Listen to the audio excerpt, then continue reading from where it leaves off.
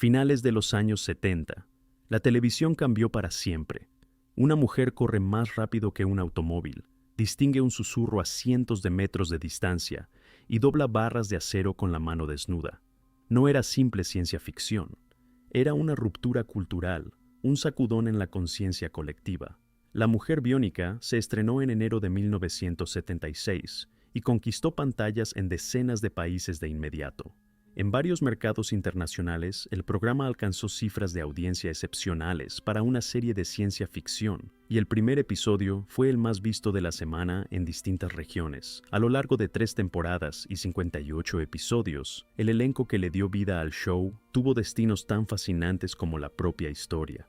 ¿Sabías que uno de los actores clave del programa logró interpretar al mismo personaje en 2 canales de televisión distintos al mismo tiempo, un caso sin precedentes en la historia de la televisión estadounidense? ¿Sabías que la actriz protagonista se negó a abordar un vuelo que se estrelló pocos minutos después del despegue, en pleno apogeo de su carrera? ¿Sabías que la actriz que interpretó a la madre adoptiva de la protagonista había sido nominada al Oscar en 1940? 36 años antes de comenzar a filmar la serie? Hoy te contamos qué fue de las personas que le dieron vida a esta leyenda. Número 1. Ford Rainey como Jim Elgin. Se llamaba Jim Elgin, tranquilo, confiable, ese padre adoptivo al que Jamie Sommers siempre podía llamar hogar. Ford Rainey apareció en la serie en 1976 y encarnó esa figura paterna con tal calidez y hondura que el público lo adoptó de inmediato como propio. Rainey nació el 8 de agosto de 1908 en Mountain Home, Idaho, un lugar sin nada de Hollywood, rodeado de montañas y silencio provinciano.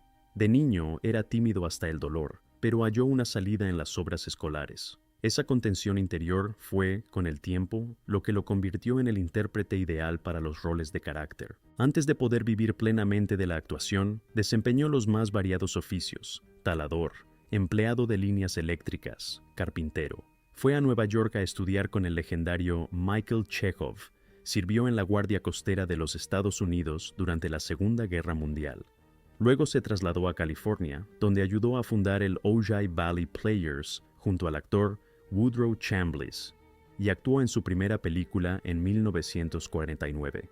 Ese primer papel cinematográfico fue nada menos que en El enemigo público, White Heat, 1949, protagonizada por James Cagney, uno de los titanes del cine negro estadounidense. También tuvo un papel de peso en el exitoso western Three's Dance to Yuma, 1957, y coprotagonizó junto a Steve McQueen la producción The Sand Pebbles, 1966.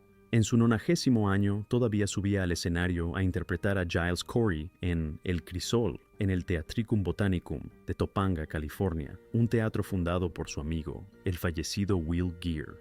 Su último papel en televisión fue el de Mickey, un viejo camarada del personaje de Jerry Stiller en The King of Queens, antes de fallecer de un derrame cerebral a los 96 años el 25 de julio de 2005 en Santa Mónica, California.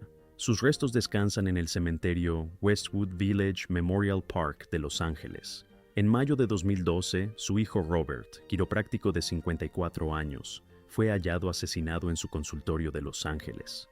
El crimen permanece sin resolver. Ford Rainey es la prueba de que los actores de verdad no se retiran, simplemente siguen actuando. Número 2. Martha Scott como Helen Elgin. Helen Elgin, dulce, entrañable, la mujer cuya casa siempre parecía oler a comida casera y a calor de hogar. Martha Scott encarnó esa imagen con una naturalidad asombrosa, pero detrás de ese personaje había una trayectoria que podría describirse con una sola palabra: extraordinaria. Martha Ellen Scott nació el 22 de septiembre de 1902 en Jamesport, Missouri. Su madre era prima segunda del presidente estadounidense William McKinley. Estudió artes dramáticas en la Universidad de Michigan y desde sus años de estudiante quedó claro que no tenía rival sobre el escenario. En 1938 llegó al papel de Emily Webb en la obra de Thornton Wilder Nuestra Ciudad en Broadway, aunque no fue la primera actriz elegida para el rol, sino la segunda, tras la renuncia de su predecesora. Y 2 años después, llevó ese personaje a la pantalla grande, logrando una nominación al Premio de la Academia a la Mejor Actriz. Fue además la única actriz de aquel elenco original de Broadway en repetir su papel en la adaptación cinematográfica. Participó en 6 películas nominadas al Oscar como Mejor Película: Nuestra Ciudad, 1940, Una planta en su zapato, 1941, Los 10 Mandamientos, 1956, Sayonara, 1957, Ben-Hur, 1959 y El Punto Crucial, 1977.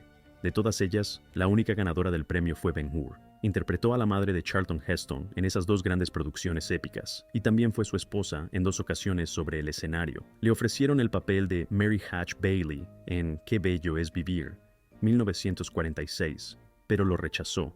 El papel fue para Donna Reed, quien lo convirtió en uno de sus roles más celebrados. En 1968, junto a Henry Fonda y Robert Ryan, fundó la compañía de producción teatral Plumstead Playhouse, que más tarde se trasladó a Los Ángeles. En Dallas interpretó a Patricia Shepard, la madre de Sue Ellen Ewing. Estuvo casada 2 veces, primero con el productor de radio Carlton Alsop, con quien tuvo un hijo, y luego con el pianista y compositor de jazz Mel Powell, con quien tuvo 2 hijas. Falleció el 28 de mayo de 2003 en Van Nuys, Los Ángeles, y fue enterrada junto a Powell en el cementerio masónico de Jamesport, Missouri, su ciudad natal. Tenían 90 años, una mujer nominada al Oscar en 1940 que siguió filmando hasta la década de 1980. Martha Sklar no simplemente vivió su carrera, la conquistó. Número 3. Sam Chu Jr. Como Mark Russell. Mark Russell es uno de esos personajes secundarios que aparecen en el momento justo y le dan al relato la profundidad que necesita.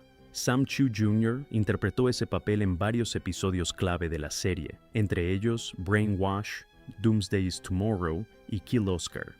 ¿Poco tiempo en pantalla? Sí. Pero fuera de cámara, este hombre tenía una vida que merecería su propia película. Sam Chu Jr. nació el 20 de agosto de 1942 en Filadelfia, Pensilvania. Provenía de una de las familias más antiguas del estado. Los Chu eran propietarios de Cleveland, una mansión histórica del siglo XVIII que en 1972 pasó al Registro Nacional de Lugares Históricos. Ceder la casa familiar al patrimonio público para preservar la historia es un gesto que exige un carácter singular. Tras graduarse de la Universidad de Temple en 1965, inició su carrera como locutor y disc jockey en radios de Filadelfia, y luego se desplazó a Hollywood, donde se convirtió en actor contratado por 20th Century Fox, en la misma generación que James Brolin y Tom Selleck. Cuando apareció en La Mujer Biónica en 1976, tenía 33 años.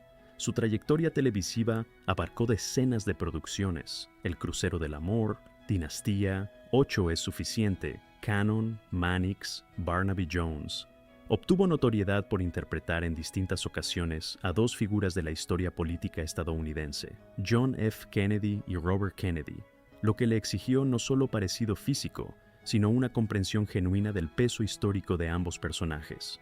Tras alejarse de los estudios, se convirtió en docente, y también trabajó como narrador para el canal Discovery Channel, prestando su voz a célebres ediciones de La Semana del Tiburón. En 2026, Sam Chu Jr. tiene 83 años. Número 4. Jennifer Darling como Peggy Callahan. La secretaria de Oscar Goldman, siempre en su puesto, siempre al tanto de todo, siempre con una sonrisa discreta. Parecería un papel menor, casi funcional, pero son precisamente esos personajes los que el público recuerda, porque crean la ilusión de un mundo vivo alrededor de los protagonistas. Peggy no era la heroína biónica, no corría a cámara lenta ni protagonizaba las grandes escenas de acción, pero su presencia hacía que la oficina de la OSI pareciera real, un lugar con rutina, jerarquía, llamadas urgentes, secretos de Estado y personas que sostenían la historia desde el fondo. Jennifer Darling nació el 19 de junio de 1946 como Joan Darling en Pittsburgh, Pensilvania. Mostró talento precoz en las artes escénicas. Comenzó clases de baile a los 3 años en la Gene Kelly Dance Studio y, siendo todavía muy joven, ya aparecía en televisión nacional. Algunas biografías señalan que participó en Ted Mack and the Original Amateur Hour durante su adolescencia. cuando ya combinaba canto, baile y actuación. Se formó en el Pittsburgh Playhouse School of Acting y obtuvo su título en el departamento de teatro de Carnegie Mellon University. Tuvo que adoptar un nombre artístico. En el sindicato de actores ya figuraba otra intérprete llamada Joan Darling, así que aquella joven actriz tuvo que reinventarse profesionalmente antes incluso de hacerse conocida. Darling participó en varias series emblemáticas de aquella época televisiva. En El hombre nuclear y en La mujer biónica interpretó a Peggy Callahan, la secretaria de Oscar Goldman, un personaje que ayudaba a conectar el mundo administrativo, científico y secreto de la OSI con las misiones de Steve Austin y Jaime Sommers. También apareció en La Mujer Maravilla como Violet Louise Tree, lo que la vincula a otro de los grandes universos televisivos de acción y fantasía de los años 70. Recibió una nominación al Emmy como Mejor Actriz Invitada de Reparto en Serie de Comedia por su papel en Hooperman en 1987, una prueba de que su talento no se limitaba a estar presente en una oficina ficticia o a cumplir papeles secundarios discretos. Pero el capítulo más duradero de su carrera lo escribió su voz. Prestó su voz a Irma Langenstein en la serie animada Tortugas Ninja durante 107 episodios entre 1988 y 1994. Para millones de espectadores, quizás su rostro pertenecía al mundo biónico, pero su voz pertenecía a la infancia. También interpretó a Ayeka Masaki Yurai, la princesa elegante y altanera del planeta Yurai, en los doblajes al inglés del anime Tenchi Muyo, un papel muy recordado dentro del público aficionado al anime doblado en Estados Unidos. A lo largo de su carrera, también prestó su voz en producciones animadas como La Sirenita, La Bella y la Bestia, Aladdin y en la versión en inglés del clásico de Hayao Miyazaki, El viaje de Chihiro. Su nombre aparece en ese espacio invisible pero fundamental de la animación. Voces adicionales, personajes secundarios, registros breves que, juntos, construyen mundos enteros. En 2026, Jennifer Darling tiene 79 años y está retirada de la actuación regular. Su carrera es uno de esos casos en los que el público puede haberla conocido primero por un rostro amable detrás de un escritorio y después haber crecido escuchándola sin saber siempre que era ella. Peggy Callahan fue su lugar dentro del universo biónico, pero su voz fue mucho más lejos. Acompañó la infancia de varias generaciones en todo el mundo. Número 5. Christopher Stone, como Chris Williams. Chris Williams apareció en la tercera temporada de La Mujer Biónica como el nuevo interés romántico de Jaime Sommers, un personaje creado precisamente porque, tras el cambio de cadena de ABC a NBC, los guionistas ya no podían recurrir a Steve Austin. Christopher Stone entró en ese papel con soltura y carisma. Su nombre real era Thomas Edward Bourassa. Nació el 4 de octubre de 1940 en Manchester, Nuevo Hampshire. Fue también exmarino de los Estados Unidos, con servicio en Okinawa. Según la historia familiar, fue descubierto de manera fortuita cuando él y unos amigos se detuvieron a ayudar a un hombre con el auto averiado en Hollywood. Ese hombre resultó ser productor y le ofreció presentarse en el estudio al día siguiente. En 1980 contrajo matrimonio con la actriz Dee Wallace y juntos protagonizaron Aullidos, 1981, y Cuyo, 1983, basada en la novela de Stephen King. También compartieron el protagonismo en la serie familiar The New Lassie, 1989, en la que Stone ejerció además como director en algunos episodios. Su hija, Gabrielle Stone, nació en 1988 y con el tiempo también se convirtió en actriz y escritora. Stone había sufrido un aneurisma en 1975 y había sido hospitalizado recientemente para una operación de bypass cardíaco. Vio el partido de béisbol del sábado por la noche y murió mientras dormía. Christopher Stone falleció de un ataque al corazón el 20 de octubre de 1995. Tenía 55 años. Dee Wallace sobrevivió esa pérdida y continúa actuando hasta hoy. Número 6. Lee Majors como el coronel Steve Austin. Técnicamente, este era su programa, El hombre nuclear, pero fue su relación con Jaime Sommers la que dio origen a La Mujer Biónica. Sin Steve Austin no habría existido Jaime, y sin Jaime no habría existido una de las series más célebres de los años 70, Antes de convertirse en un mito televisivo, Steve Austin fue presentado como un hombre destruido por un accidente y reconstruido por la ciencia. Esa idea, un cuerpo roto, una segunda oportunidad, una vida convertida en misión, terminó siendo tan poderosa que permitió expandir todo un universo narrativo a su alrededor. Harvey Lee Geary nació el 23 de abril de 1939 en Wyandotte, Michigan. Su padre murió en un accidente laboral antes de su nacimiento y su madre perdió la vida en un accidente de tráfico cuando él tenía apenas 1 año. A los 2 años fue adoptado por su tío y su tía, Harvey y Mildred Geary, y se mudó con ellos a Middlesboro, Kentucky. Allí creció lejos de Hollywood, primero con sueños deportivos antes que artísticos. De joven fue atleta y jugador de fútbol americano, pero una grave lesión de espalda terminó alejándolo de una carrera deportiva y lo empujó poco a poco hacia la actuación.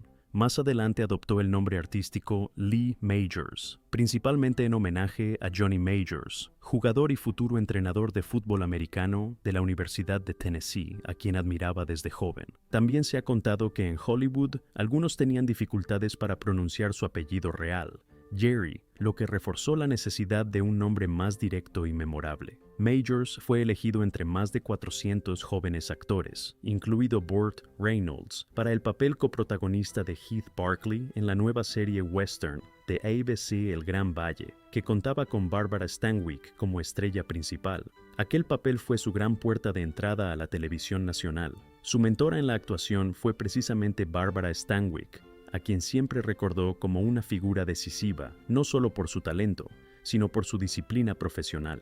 En una industria donde muchos jóvenes actores se pierden rápidamente, Stanwyck le enseñó a trabajar con seriedad, llegar preparado, saber sus líneas, respetar la marca y entender que la cámara también premia la contención. En 1931, el productor Glenn A. Larson le propuso protagonizar El hombre que cae, donde interpretó a Colt Seavers, un doble de acción que también trabaja como cazarrecompensas. Era un papel perfecto para su imagen, físico, carismático, irónico y ligado al mundo real de los especialistas de cine. Majors también cantó la canción del tema principal de la serie, la autocrítica The Unknown Stuntman, donde el propio personaje bromeaba sobre quedar siempre detrás de las grandes estrellas. La serie duró 5 temporadas, de 1981 a 1986, y consolidó a Majors como algo más que el hombre biónico. Lo convirtió en una figura capaz de sostener otro éxito televisivo en una década distinta. En 2024, Majors se reunió con Heather Thomas, su coestrella de El hombre que cae, para hacer apariciones especiales en la adaptación cinematográfica de la serie protagonizada por Ryan Gosling. Su cameo funcionó como un puente entre dos generaciones, la del público que había visto a Colt Seavers en la televisión de los 80 y la de los espectadores que descubrían la historia a través del cine moderno. La película incluyó a Majors y Thomas en una escena de créditos, como homenaje directo a la serie original y a su lugar dentro de la cultura popular. Lleva casado con Faith Majors desde el 1 de noviembre de 2002. Después de décadas de fama, matrimonios muy públicos y una carrera marcada por personajes imposibles de olvidar, esa etapa representa una vida más tranquila y estable. En 2026, Lee Majors tiene 87 años y sigue siendo una leyenda viva de la televisión, no solo por haber interpretado a Steve Austin, sino porque su propia historia parece dialogar con aquel personaje. Un niño marcado por la pérdida, un atleta detenido por una lesión, un actor reconstruido por la disciplina y una estrella que logró sobrevivir a más de una época de Hollywood. Número 7. Martin A. Brooks como el Dr. Rudy Wells. El Dr. Rudy Wells, el científico que creó a Jamie Summers. Martin A. Brooks interpretó ese papel con tal rigor científico y calidez humana que el público lo creía. Un médico así podría existir realmente. Para preparar el personaje, Brooks investigó en la clínica médica de la UCLA y en varios hospitales, convencido de que la ficción debía estar anclada en la realidad científica de la época. Brooks nació como Martin Baum el 30 de noviembre de 1925 en el Bronx, Nueva York. Cuando tenía 10 años, su familia se trasladó a Wilkes Barre, Pensilvania, donde su padre dirigía la fábrica Bluebell Dress. Después del secundario, se alistó voluntariamente en el ejército, se convirtió en paracaidista de la 11ª División Aerotransportada y recibió el Corazón Púrpura por las heridas sufridas en combate en el Pacífico Sur. Su carrera en Broadway incluyó la adaptación de Arthur Miller de la obra de Ibsen, El enemigo del pueblo, y Burning Bright de John Steinbeck, por la que recibió el Theatre World Award y el Donaldson Award. También recibió una nominación al Tony por I Am, a cámara de John Van Druten. En Broadway trabajó junto a figuras del calibre de Katharine Cornell, Helen Hayes, Julie Harris, Ruth Gordon, Geraldine Page, Marian Seldes y Uta Hagen. En el otoño de 1977, Brooks y Richard Anderson, como Oscar Goldman, se convirtieron en los primeros actores conocidos en interpretar los mismos personajes como regulares simultáneamente en dos redes distintas. NBC adquirió La Mujer Biónica después de que ABC la cancelara. ABC continuó emitiendo El Hombre Nuclear. La insólita situación duró una sola temporada, ya que ambas series fueron canceladas por sus respectivas cadenas en la primavera de 1978. Fue también músico. En 2014 lanzó un CD titulado A Life Filled with Love. Escribió 2 novelas y su obra de teatro Flo and Joe estuvo a punto de llegar a Broadway. Su amistad con el actor Charles Durning nació en 1959, mientras trabajaban juntos en The Andersonville Trial, y perduró hasta la muerte de Durning en 2012.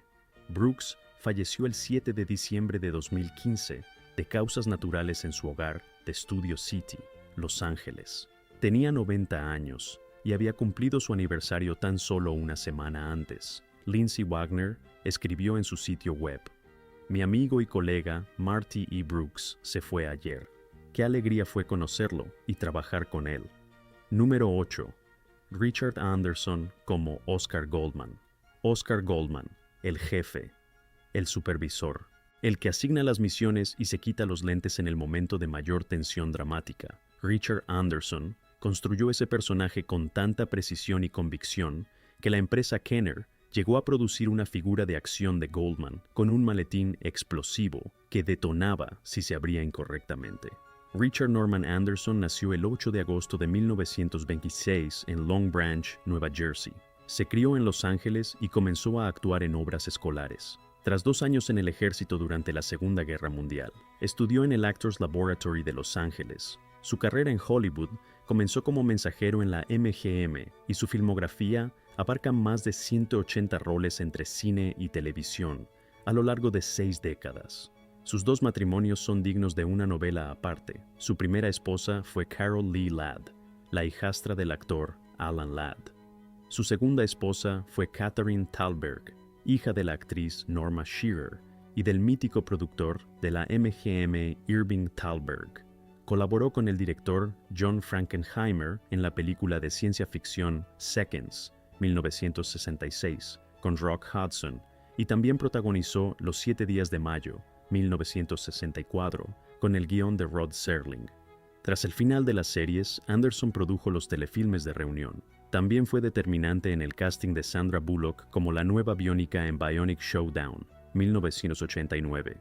Sus 3 hijas, Ashley, Brooke y Deva Anderson, fueron quienes anunciaron su fallecimiento con estas palabras: "Nuestro padre siempre estuvo presente para nosotras y nos demostró con su ejemplo amoroso cómo vivir una vida plena con gratitud, gracia, humor y alegría". Richard Anderson falleció el 31 de agosto de 2017 en Beverly Hills, California, de insuficiencia cardíaca congestiva. Tenía 91 años. Su frase en la introducción de la serie, "Caballeros, podemos reconstruirlo, tenemos la tecnología", está inscrita para siempre en la memoria colectiva de la televisión. Número 9. Kenneth Johnson, creador y director. No es actor en el sentido habitual, pero es el hombre sin el cual La Mujer Biónica simplemente no habría existido. Kenneth Colbert Johnson nació el 26 de octubre de 1942 en Pine Bluff, Arkansas, y es graduado del Carnegie Institute of Technology, hoy Universidad Carnegie Mellon. Sus primeros pasos en televisión los dio en Nueva York, donde a los 25 años ya era productor ejecutivo de The Mike Douglas Show, que ganó un Emmy bajo su dirección. fue el productor-escritor-director más joven de Universal Studios cuando se incorporó a El Hombre Nuclear. Fue Johnson quien inventó a Jamie Sommers, después de ver a Lindsay Wagner en un papel secundario en esa misma serie. Algo en ella lo sacudió, la espontaneidad, la vitalidad desbordante. Se acercó a los directivos y les dijo: aquí está nuestra protagonista, aquí está nuestro spin-off. Él mismo escribió el episodio piloto y estableció normas internas rigurosas para que los poderes biónicos de Jamie resultaran creíbles y no mágicos. En 1983, escribió y dirigió la miniserie original Ito, sobre una invasión terrestre por alienígenas reptilianos, emitida en la NBC. También fue el creador de El Increíble Hulk, 1977-1982, y de Alien Nation, 1989, y dirigió las películas de Disney Xenon, Girl of the 21st Century, y Don't Look Under the Bed, así como el largometraje Short Circuit 2. Ha recibido múltiples premios Saturn de la Academia de Ciencia Ficción y Fantasía, así como el premio Lifetime Achievement de Sci-Fi Universe y el Founders Award de Viewers for Quality Television. Ha sido también colaborador continuado de Amnesty International, NPR y Médicos Sin Fronteras. En 2026, Kenneth Johnson tiene 83 años y sigue activo. El hombre que concibió a la primera superheroína de la televisión estadounidense lo hizo con inteligencia, buen gusto y un amor genuino por el género. Número 10. Don Porter como el Dr. James Courtney. El Dr. James Courtney era uno de los personajes recurrentes de la serie, que aparecía en momentos críticos y le añadía solidez científica a las historias. Don Porter lo interpretó con la distinción que lo caracterizaba: presencia serena, autoridad natural y esa elegancia clásica de los actores formados mucho antes de la televisión moderna. En La Mujer Biónica, su personaje aparece especialmente asociado a tramas de tensión, dobles y experimentos, como en Deadly Ringer. Donald Cecil Porter nació el 24 de septiembre de 1912 en Miami, Oklahoma. Su carrera en el cine, el teatro y la televisión se extendió por más de 5 décadas. Antes de convertirse en un rostro familiar de la pantalla chica, también tuvo una amplia experiencia teatral, incluyendo apariciones en Broadway. Durante la Segunda Guerra Mundial, sirvió como fotógrafo de combate y participó en películas de entrenamiento, un detalle que encaja con la compostura disciplinada que luego proyectaría en pantalla. El gran público latinoamericano lo conocía sobre todo por sus apariciones en producciones de los años 60, entre ellas como Russell Lawrence, el padre viudo de Frances Gidget Lawrence, en Gidget, 1965-1966, donde la joven Sally Field protagonizaba su primer papel estelar. También fue figura importante en el universo televisivo de Ann Sothern, primero en Private Secretary y después como James Devery en The Ann Sothern Show, 1958-1961.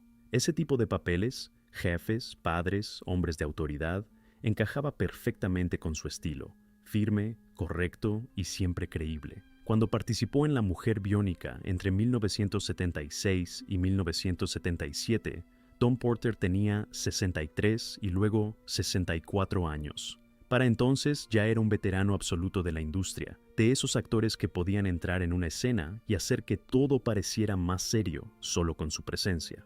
Falleció el 11 de febrero de 1997 en Beverly Hills. Tenía 84 años.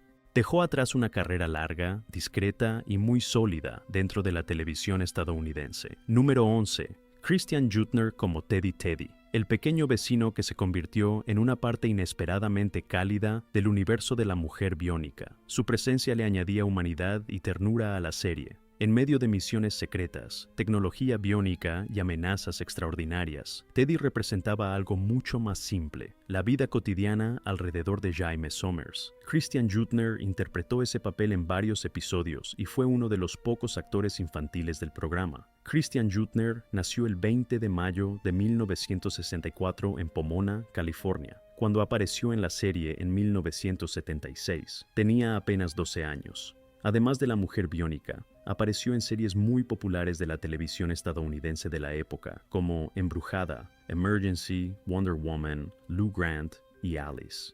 También trabajó en cine. En 1978, participó en Return from Witch Mountain, I Wanna Hold Your Hand, dirigida por Robert Zemeckis, y The Swarm, una producción de Irwin Allen.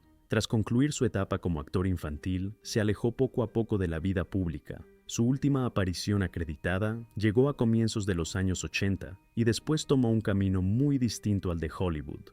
Trabajó en negocios relacionados con el vidrio, primero con su padre en Saint Croix y más tarde con su propia empresa en el área de Santa Clarita, California. Christian Juttner y su exesposa Ann tuvieron 3 hijos, Aidan, Ryan y Lucas. Christian Juttner murió el 29 de noviembre de 2024 en su casa de Yucca Valley, California, por causas naturales. Tenía 60 años. El niño que en los años 70 sonreía junto a la mujer biónica se convirtió en un adulto que dejó atrás la fama temprana y construyó una vida lejos de los focos. Y quizá por eso, su recuerdo resulta todavía más particular.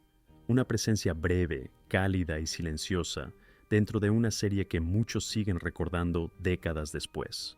Número 12. Sandra Bullock como Kate Mason. Así es. Sandra Bullock apareció en el universo biónico en el telefilme Enfrentamiento Biónico de 1989, interpretando a Kate Mason, una joven mujer que desde niña usaba silla de ruedas debido a una enfermedad muscular congénita y deterioro muscular, y que se convierte en el nuevo ser humano biónico. Tenía 24 años. Era uno de sus primeros papeles destacados, antes de que su nombre se convirtiera en sinónimo de grandes estrenos de Hollywood. En la historia, Kate no aparece simplemente como una nueva heroína de acción. Es alguien que recibe una segunda oportunidad a través de la tecnología biónica, exactamente dentro del espíritu de aquel universo creado alrededor de Steve Austin y Jaime Sommers. Lo que vino después lo sabe todo el mundo. Speed, 1994, fama global. Miss Simpatía, 2000, Crash, 2004, The Blind Side, 2009. El Oscar a la mejor actriz. La suma total de la taquilla de sus películas supera los $5,000 millones, una cifra que la coloca entre las actrices más exitosas de su generación. En 2010, su entonces esposo Jesse James le fue infiel, un escándalo que ocupó las primeras planas en todo el mundo. Ella se divorció, adoptó a 2 hijos y salió adelante con una entereza absoluta, protegiendo su vida privada incluso cuando los medios intentaban convertir su dolor en espectáculo. En 2026, Sandra Bullock tiene 61 años. Tras varios años apartada de los rodajes intensivos, se ha enfocado en su familia. En 2022, explicó públicamente que necesitaba una pausa para estar más presente en la vida de sus hijos. Aún así, su nombre sigue regresando al centro de la conversación, especialmente con nuevos proyectos y con el cariño intacto del público, pero su huella en el mundo biónico quedó. Un pequeño papel en 1989 fue uno de los primeros pasos hacia la órbita de superestrella. Hoy, mirando hacia atrás, Kate Mason parece casi una señal temprana de lo que vendría después. Eso simplemente hay que saberlo. Número 13. Robbie Rist, como Andrew, el alumno curioso, inteligente y algo entrometido que formaba parte del pequeño mundo cotidiano de Jaime Sommers. En La Mujer Biónica, Robbie Rist interpretó a Andrew, un estudiante de la escuela de la base de la Fuerza Aérea de Ventura. No era un personaje central, pero sí uno de esos rostros infantiles que ayudaban a mostrar a Jaime no solo como agente biónica, sino también como maestra, protectora y figura adulta dentro de una comunidad real.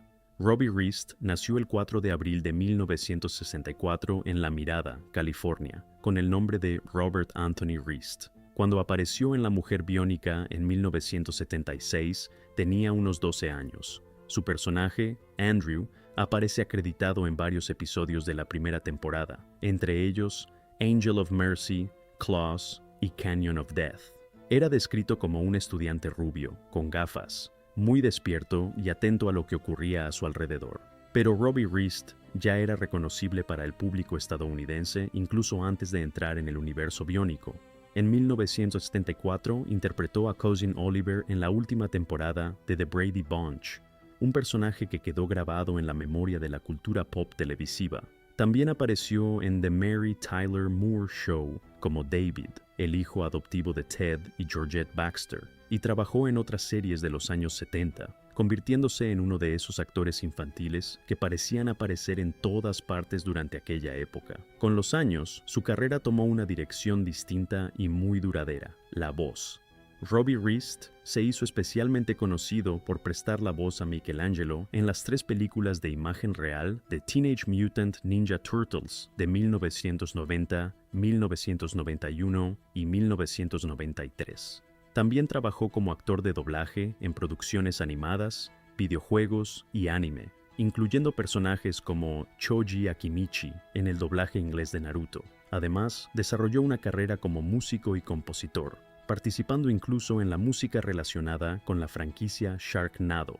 En 2026, Robbie Rist tiene 62 años y sigue siendo una figura muy querida por los seguidores de la televisión clásica, el doblaje y la cultura pop.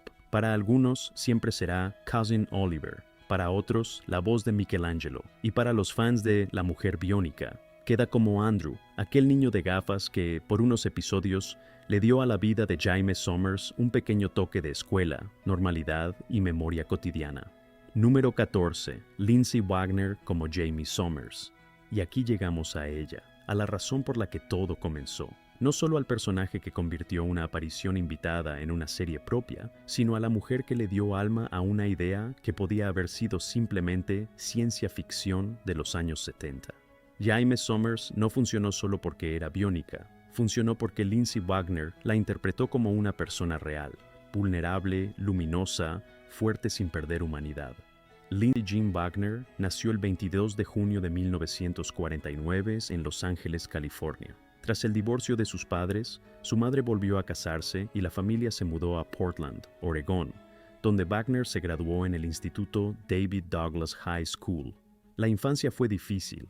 Desde muy pequeña sufría de úlceras estomacales severas. Ella misma ha reconocido que fue la actuación lo que la ayudó a sobrellevar ese dolor cotidiano, porque le daba una forma de liberar emociones que no siempre podía expresar en la vida diaria. Su carrera en la interpretación tomó forma casi por accidente.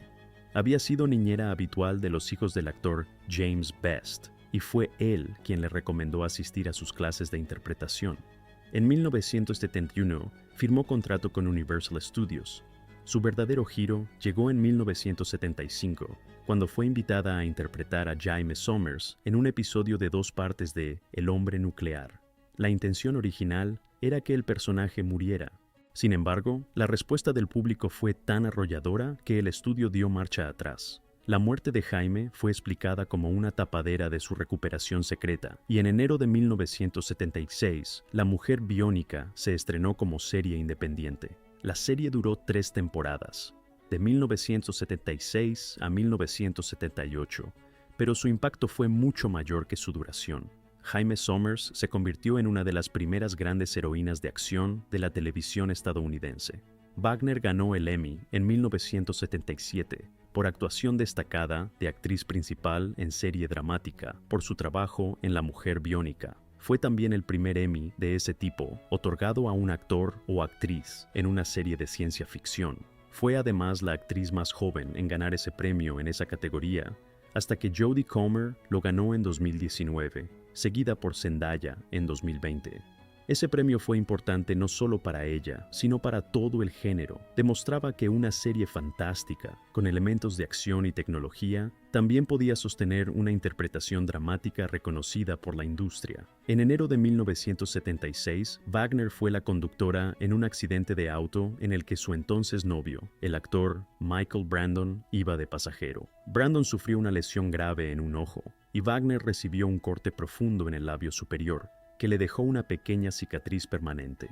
La producción de la serie se detuvo varias semanas. Para una producción televisiva semanal, una pausa así era un problema enorme, pero también mostró hasta qué punto la serie dependía de ella. Sin Lindsay Wagner, simplemente no había La Mujer Biónica. Wagner estaba incluida en la lista de pasajeros del vuelo CNT-91 de American Airlines desde Chicago hacia Los Ángeles el 25 de mayo de 1979, pero de repente se sintió muy mal mientras esperaba para abordar. Decidió no tomar ese vuelo. El avión se estrelló pocos minutos después del despegue, matando a las 271 personas a bordo y a 2 más en tierra, con un total de 273 víctimas. Fue el accidente aéreo más grave de la historia de los Estados Unidos hasta ese momento. Es uno de esos episodios de su vida que parecen casi imposibles de procesar. una decisión tomada en minutos que terminó separando la vida de la tragedia. Wagner se casó y divorció 4 veces. Estuvo casada con el editor musical Alan Ryder, de 1971 a 1973, con el actor Michael Brandon, de 1976 a 1979, con el doble de acción Henry Kingi, de 1981 a 1984, a quien conoció durante el rodaje de La Mujer Biónica, y con el productor de televisión Lawrence Mortorf, de 1990 a 1993. Con Kingi tuvo 2 hijos, Dorian, nacido en 1982, y Alex, nacido en 1986. Su vida personal, como su carrera, estuvo atravesada por etapas muy distintas: fama intensa, maternidad, trabajo, reinvención y una búsqueda cada vez más clara de equilibrio interior. Aceptó regresar a La Mujer Biónica en el telefilme de 1994 únicamente con la condición de que su personaje se casara con Steve Austin, ya que consideraba injusto que los fans hubieran esperado casi 20 años por esa boda. Los productores aceptaron, y la película culmina con una ceremonia nupcial. Para los seguidores de la franquicia, no fue solo un final romántico, fue una reparación emocional, el cierre que la historia de Steve y Jaime llevaba pendiente desde los años 70. El 13 de diciembre de 1984, la Cámara de Comercio de Hollywood le entregó su estrella en el Paseo de la Fama en la categoría Cine, en el tramo norte del bloque 6 Interstate 600 del Boulevard de Hollywood. En 2012 recibió una estrella de oro en el Paseo de la Fama de Palm Springs. El 18 de octubre de 2019, el Festival Internacional de Cine de San Diego le entregó el premio humanitario. Estos reconocimientos reflejan algo importante. Lindsay Wagner no quedó congelada en un solo personaje. Su nombre siguió asociado al cine, la televisión, el trabajo social, la salud emocional y la conexión directa con el público.